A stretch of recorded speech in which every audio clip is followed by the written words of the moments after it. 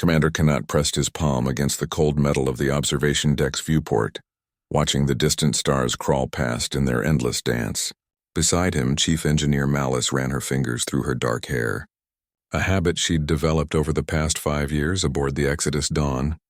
The generation ship had been humanity's ark for 3 decades now, carrying 50,000 souls toward the Kepler 442 system.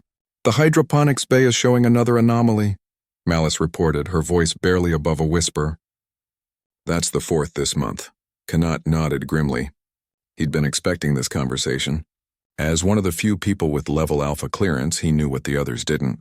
What they couldn't know. Not yet.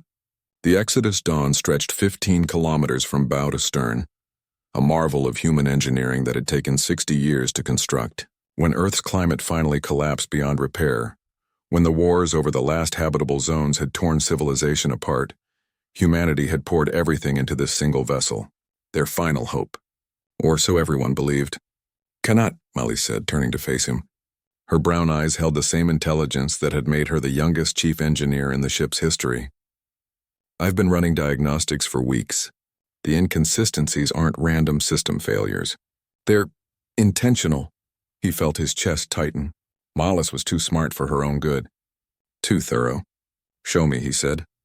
They made their way through the ship's arterial corridors, past the residential sectors where families lived in modest but comfortable quarters, past the schools where children learned about Earth from historical files, past the recreation areas where people tried to maintain some semblance of normal life in the void.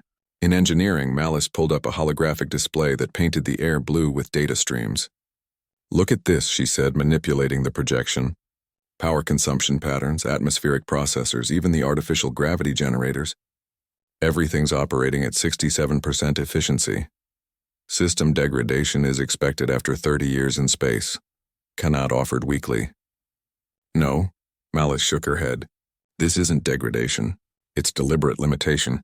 Someone programmed these systems to underperform." She paused, studying his face. "You already knew." Kanat closed his eyes. The weight of 3 decades pressed down on him. When he opened them again, Malice was still staring at him with that penetrating gaze. "There's something you need to see," he said finally. He led her to the restricted section, past security doors that recognized his biometrics. Deep in the ship's core, beyond where even senior officers were allowed, lay a chamber that officially didn't exist. The door hissed open, revealing a room filled with quantum servers and displays showing real-time data streams. But what made Malice gasp wasn't the technology. It was the view on the central monitor. Earth. Blue, green, and very much alive. "That's impossible," she breathed. "The atmospheric collapse, the wars, never happened," Kanat said quietly. "At least not the way we were told." The display showed a thriving world, cities gleaming under clear skies, oceans that sparkled with health, forests that stretched unbroken across continents. "Then why?" Malice began, but Kanat held up a hand. "Because Earth had a problem. Not environmental collapse, overpopulation, not of humans." He gestured to another screen that flickered to life. "Of ideas." The new display showed data streams, population analytics, social dynamics charts. Malice, brilliant as she was, understood immediately. "Stagnation," she whispered. For 200 years, human progress had slowed to a crawl.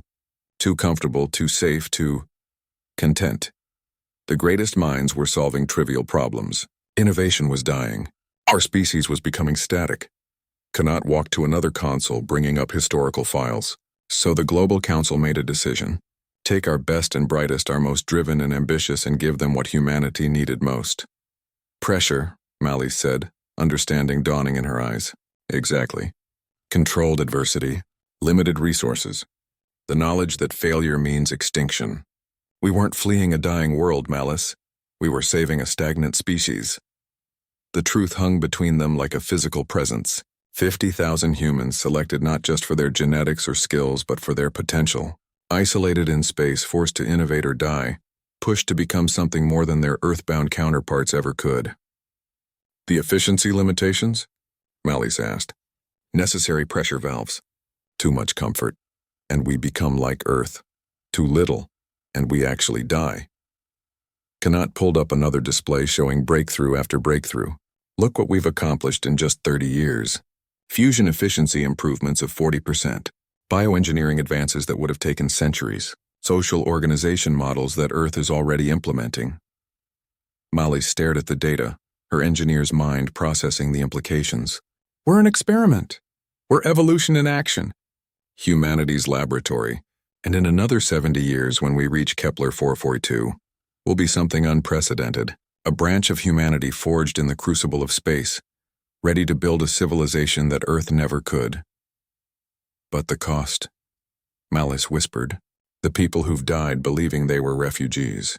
The children who'll never see their true home. Kanat nodded sadly. Every generation requires sacrifice for the next. Earth sacrificed its best to forge us into something greater. We sacrifice our comfort to become the seed of humanity's future. Malice was quiet for a long moment, absorbing the magnitude of it all. When she finally spoke, her voice was steady. The other anomalies I've been tracking, you want me to fix them? I want you to optimize them. We're approaching a critical phase. The third generation is reaching maturity. They need to be challenged, pushed further.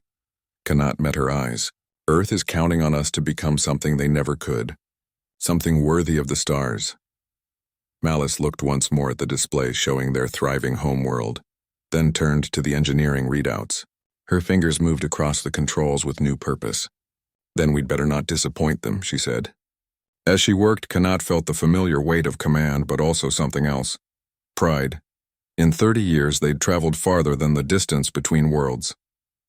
They'd traveled the distance between what humanity was and what it could become.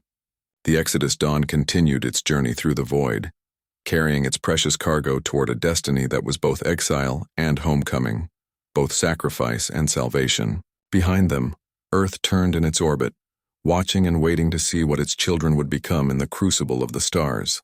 The truth was indeed terrifying, but it was also magnificent.